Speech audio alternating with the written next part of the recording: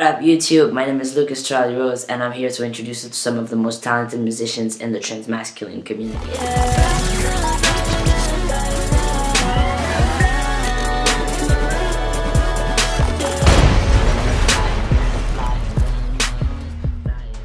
We're here for the second part of our second episode. You know the guests, Neeko Freeman and Quinn Oliver. So this week the first question is for Neeko. What got you into making instrumental music? And what do you hope to accomplish in that field? Well, I started in hip-hop because I was too poor to purchase my own beats. I was a hip-hop, I was a rapper, still am. Instead of going out and purchasing exclusive rights to beats, I started, I was a college student, so I started just making my own beats and rapping on them. But what got me into making the music that I am doing right now is Bear McCreary. He is a composer for The Walking Dead currently and Black Sails. He also did Battlestar Galactica. He is a huge inspiration to me in my craft and my art form. So I definitely got into making music for films because he inspired me. What am I hoping to accomplish? Well, I am a film composer currently, and I just want to continue that, and make more music for films, whether it be short films or feature films. I also want to work on musicals. I write my own musicals. I write my own scripts, screenwriting. I'm a screenwriter and a playwright. But I also want to do music for musicals. I want to create a musical and have that happen. But yes, just I also want to release some original music as well, some more original music, collaborate with different composers and everything. But yeah, definitely film composing, TV composing. Just want to score. Next question is for Quinn. Why music? What is it that you love so much about it? Music is amazing. I've always thought that we as human beings are searching for something sacred. We go to a concert, we don't want them to play our favorite song 12 times.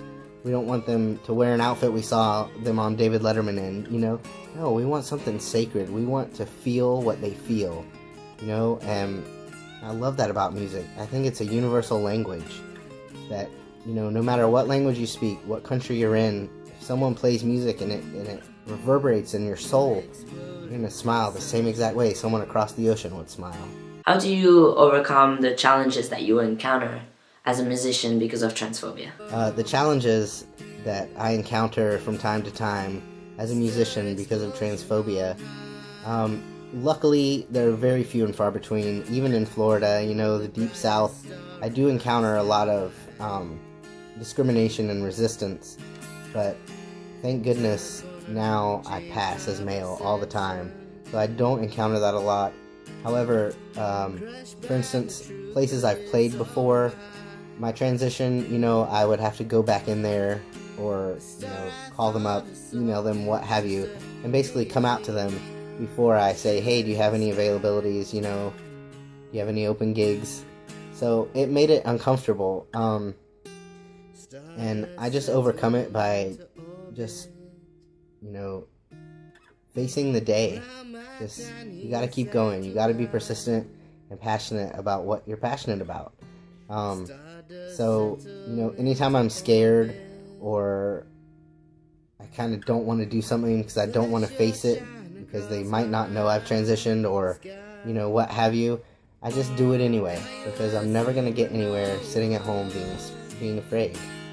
Next question for Neeko. There's this song on your YouTube called The Call, and in the description you wrote that there was a hidden message in it, but Damien and I looked everywhere and we couldn't find it. So could you tell us what the hidden message behind The Call is? That's actually my fault. A lot of people actually message me because they cannot get the secret message in The Call, and that's totally my error because I cracked it up. I really messed it up. But the hidden message is actually lyrics that I wrote that I will write down in the video just so you guys would know. It's based off of Vikings, the show called Vikings, which actually inspired me to make the atmospheric composition called The Call. So next question is for Quinn. Can you tell us a little bit about your creative process? So my creative process and how I make music, it's not the same every time, and it's not the same with every song. Sometimes the music comes first. Sometimes I sit down and I purposefully write a song. I have an idea in mind of what I want it to sound like. sometimes I just start playing and I'm like, oh, that sounds good, let's record this, or let me turn this into something. Other times I'll hear it in my head, or I'll dream about it way before I touch an instrument. And then again, sometimes the words come first. And that tends to be more problematic for me as far as the crafting of the song, because it's a lot easier to put words to music than it is to put music to words for me. And I have a lot of poetry from when I was younger, before I even learned how to play guitar, that I'm still kind of struggling every once in a while to find the right song for. It's a fun journey, I'll tell you that. Next question for Neeko. Can you play us something? I'll play you guys something. My equipment, unfortunately, my equipment is dead right now, but I can tell you guys my creative process and what goes into making my music. Usually what I do with my music, well, right now I notate my music, which frustrates me, but I have no equipment. But what I usually do is I have a MIDI keyboard which plugs into a laptop or a computer, and I load up a program, a DAW. Right now I use FL Studio, and I take the virtual instruments and I create my music. Now, I don't do samples. I don't sample anything. I create original content, original music with those virtual instruments, or a patch or a sound font.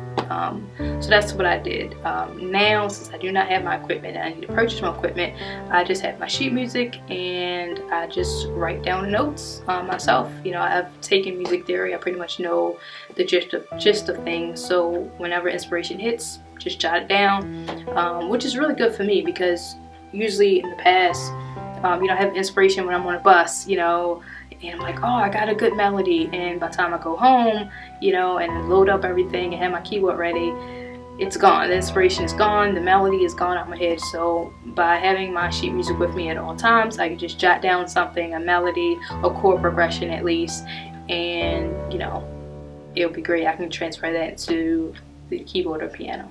So that's great. Thank you guys for tuning in with us for the second part of this episode. We hope that you enjoyed it. Thank you, Quinn and Neeko, for being a part of this. We really appreciate it. Everybody that's watching, if you make music, please send us an email. If you know anybody who identifies as trans, is masculine, and plays music, just let us know about them and we'll contact them and hopefully have them on our show. Yeah, I hope you enjoyed this episode.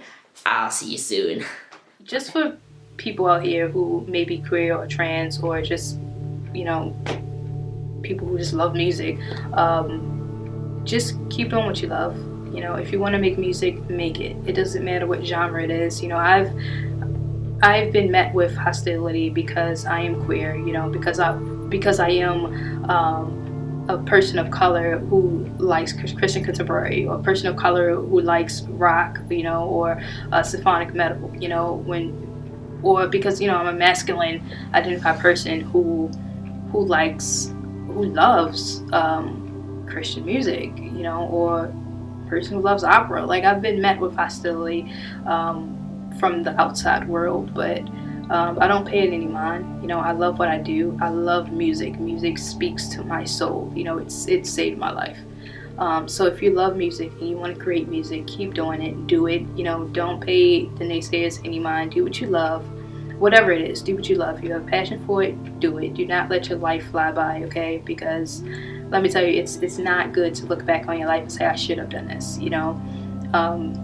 Just a tidbit, I was homeless for a while, and I've thought of committing suicide for a long time. I've been addicted to drugs, pills, and alcohol. Sober, thank goodness.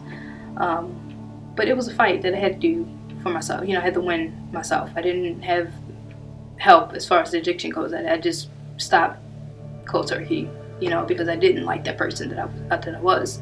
But during the time that I was homeless and I was going through so much stuff, music, was that light. Music was and my family, thank goodness, my mom and therapy.